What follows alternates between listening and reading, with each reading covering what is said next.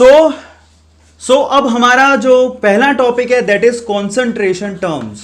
ठीक है, concentration terms. So first of all तो हमें ये पढ़ना है। सबसे पहले सवाल ये पूछा जाता है कि कॉन्सेंट्रेशन का मतलब क्या होता है, तो उसका डेफिनेशन लिख लीजिए फटाफट से। What is concentration? सो जरा ध्यान से इसको देखिए। What is concentration? The amount of solute, the amount of solute dissolve in per liter volume of solution or in per kg weight of solvent, ठीक है, is called concentration, is called concentration. क्या कहलाता है? इसी को हम लोग concentration कहते हैं। कई बार पूछते कॉन्सेंट्रेशन होता क्या है। एक्चुअल में अगर आपने सपोज चाय अच्छी बनाई घर पे, तो गेस्ट आपसे क्या पूछेगा कि आपने कितनी चीनी डाली, कितना आपने चाय पत्ती डाली, इजंट इट? तो आपको सोल्यूट की मात्रा पूछता है कि चाय में कितनी डाली। एक्चुअल में यहां पर यही है कि सोल्यूट की मात्रा सॉल्यूशन में कितनी है, या फिर एक एक्सेप्शन केस भी है कि सोल्यूट की मात्रा पर केजी वेट सॉल्वेंट में कितनी है, उसको हम लोग कॉन्सेंट्रेशन बोलते हैं। क्लियर हो गया कि सोल्यूट कितना डाला आपने। एक्चुअल में सारी की सारी जो टर्म है वो बेसिकली सॉल्यूशन से रिलेटेड है, लेकिन सिर्फ एक ही टर्म है जो कि सॉल्वेंट से रिलेट की जाती है, और वो है मोलैलिटी। ठीक है, तो मैं यहां पर क्या कर रहा हूं, कॉन्सेंट्रेशन टर्म्स तो बहुत सारी हैं, तो उसको हम लोग ना डिवाइड कर देते हैं दो पार्ट में। तो देखिए यहां पर कॉन्सेंट्रेशन टर्म्स को हम लोग डिवाइड कर रहे हैं दो पार्ट में। ये देखिए फर्स्ट और ये हमारा सेकेंड। ऐसी टर्म्स जो कि कैसी हैं? टेम्परेचर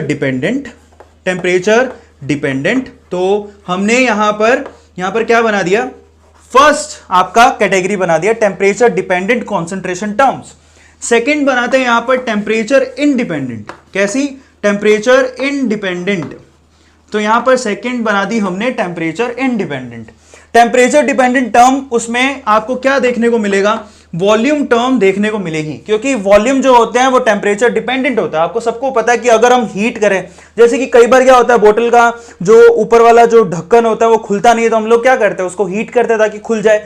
तो वॉल्यूम जो है टेम्परेचर पे डिपेंड करता है। लेकिन टेम्परेचर इंडिपेंडेंट यानी कि मास, यानी कि वेट की बात कर रहा हूं मैं, मास जो होता है वो टेम्परेचर इंडिपेंडेंट होता है। ऐसा कभी हुआ है कि आपका सर्दियों में और गर्मियों में वेट अलग अलग हो? नहीं होता है। तो फाइनली आपका जो मास या वेट है वो कंप्लीटली टेम्परेचर इंडिपेंडेंट होता है। ये आप लोगों को ध्यान रखना है।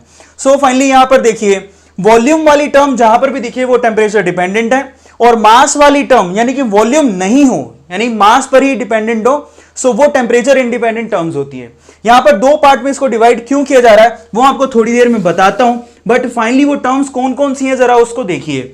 तो यहां पर जरा मैं यहां पर इसको क्या कर देता हूं, एक लाइन खींच देता हूं।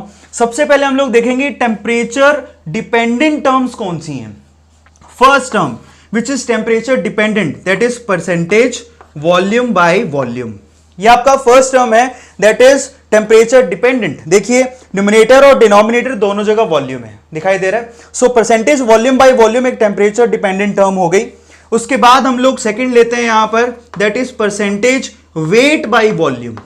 तो मैं इनको एक एक करके इलैबोरेट करूंगा, so don't worry about that, अभी सिर्फ कैटेगराइज कर रहे हैं। ठीक है, so finally second one is percentage weight by volume. Clear है? यहां पर नीचे डिनोमिनेटर में वॉल्यूम आ रहा है, तो ये भी क्या हो गया? Temperature dependent. ठीक है, थर्ड टर्म की तरफ चलते हैं, which is again so much important. यहां पर आप क्या लोगे? मोलैरिटी। सो फाइनली मोलैरिटी एक ऐसी टर्म है जो कि टेम्परेचर डिपेंडेंट होती है, इसको कैपिटल एम से लिखा जाता है। ठीक है, इसको इलैबोरेट करके पढ़ेंगे, जो कि टेम्परेचर डिपेंडेंट टर्म है। फोर्थ लेते हैं, दैट इज नॉर्मेलिटी। यहां पर नॉर्मेलिटी को कैपिटल एन से लिखा जाता है, और यह भी एक टेम्परेचर डिपेंडेंट टर्म है। ठीक है, फिफ्थ टर्म लेते हैं, which is in PPM, part per million, volume by volume, and part per million weight by volume. आपको बता देता हूं, पार्ट पर मिलियन भी एक टर्म है। ठीक है, वो क्या होती है हम इसको इलैबोरेट करके पढ़ेंगे, बट ये तीन तरह से रिप्रेजेंट होती है, volume by volume, wait by volume. यहां पर क्योंकि वॉल्यूम आ रहा है इसलिए टेम्परेचर डिपेंडेंट हो गई, लेकिन पीपीएम में एक और टर्म होती है, वेट बाय वेट। तो वो टर्म जिसमें वॉल्यूम नहीं हो, सिर्फ मास हो, तो वो किस में आएगा? टेम्परेचर इंडिपेंडेंट में, ठीक है। अब जरा ध्यान से देखिए, तो टोटल कितनी टर्म हो गई यहां पर, 1 2 3 4 5, ये पांचों टर्म्स को हमें पढ़ना है। अब चलते हैं हम लोग टेम्परेचर इंडिपेंडेंट टर्म्स पर। तो इंडिपेंडेंट टर्म में सबसे पहले कौन सा आता है, that is percentage weight by weight.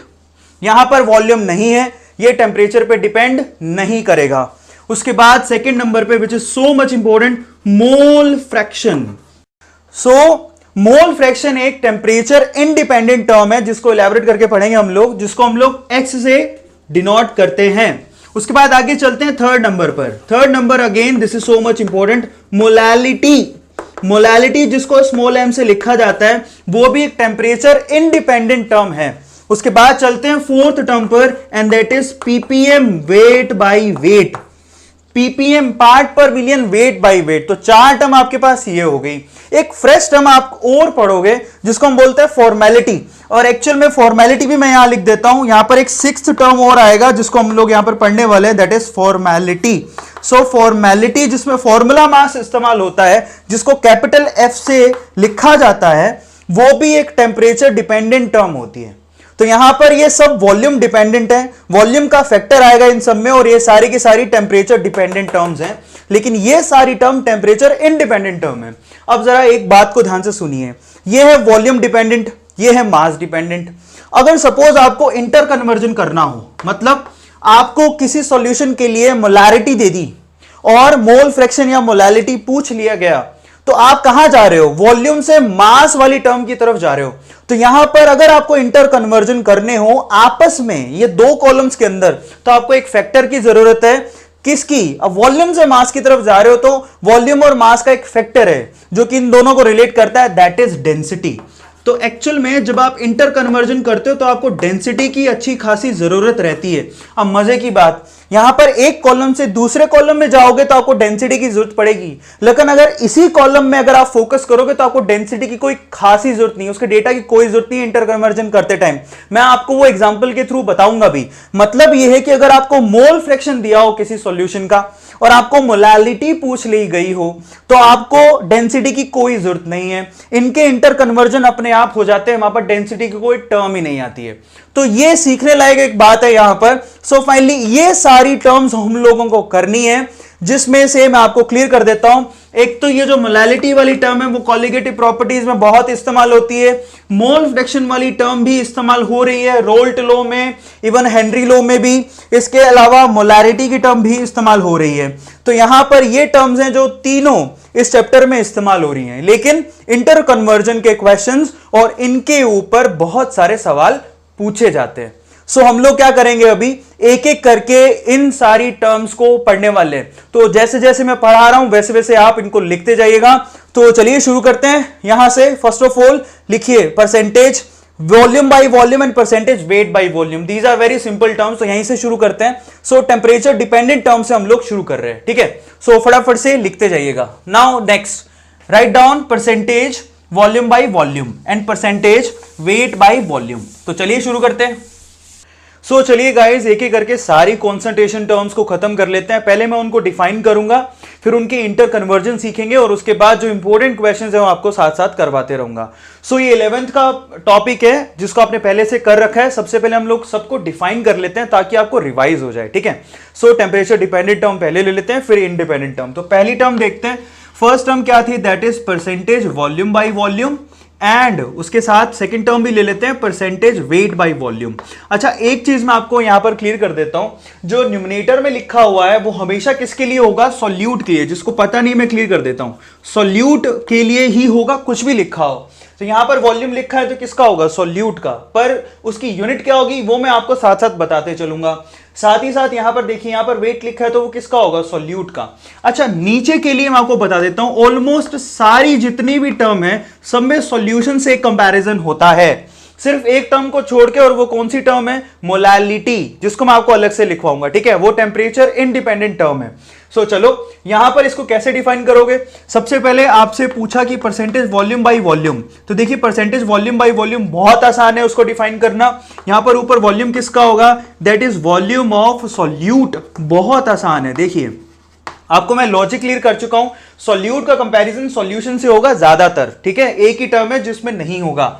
सो यहां पर volume of solute that must be in ml, आपको ml में वॉल्यूम लेना है सॉल्यूट का, ठीक है। और नीचे क्या होगा, that is volume of solution, यहां पर कंपैरिजन किससे होगा, सॉल्यूशन से, ठीक है। ये भी बहुत आसान है। और नीचे क्या लेना है, ml इनटू क्या करना है 100। ये बहुत ही इजी होता है, यहां पर परसेंटेज वॉल्यूम बाय वॉल्यूम को इस तरह से डिफाइन किया जाता है, दैट इज वेरी सिंपल। और इसके क्वेश्चन भी बहुत इजी होते हैं। सपोज आपको कभी क्वेश्चन में ऐसा दे दिया percentage volume by volume given है, तो आपको हमेशा ध्यान रखना है आपको डिनोमिनेटर को मानना पड़ेगा।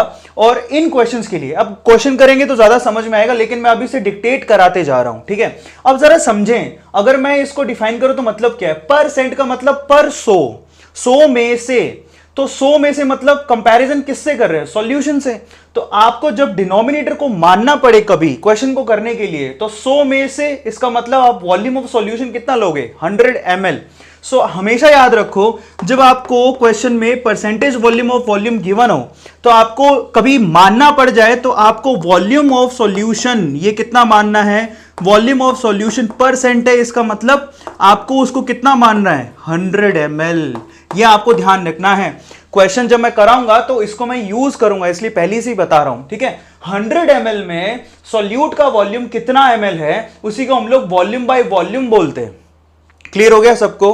तो यहां पर परसेंट के कंपैरिजन में है, तो यहां पर 100 ml लेना है आपको हमेशा। डिनोमिनेटर में जब भी कोई परसेंट की 3 टर्म है तो आपको 100 से कंपैरिजन करना है, ठीक है।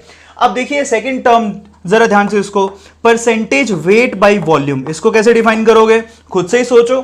यहां पर वेट किसका होगा, सॉल्यूट का, तो यहां पर क्या लिखोगे, this is weight of solute, weight of solute. अच्छा, अब सॉल्यूट का वेट किस में लेना है, आपको ग्राम में, जनरली हम लोग ग्राम में लेते हैं, इसको ग्राम में लेना है, डिवाइडेड बाई, ठीक है, नीचे क्या दिया हुआ है, वॉल्यूम, तो यहां पर क्या लिखोगे, वॉल्यूम सॉल्यूशन, सॉल्यूशन का वॉल्यूम लेना है, that must be in ml। Clear है सब लोगों को। So volume of solution that must be in ml, into क्या करोगे परसेंट के लिए, इनटू 100।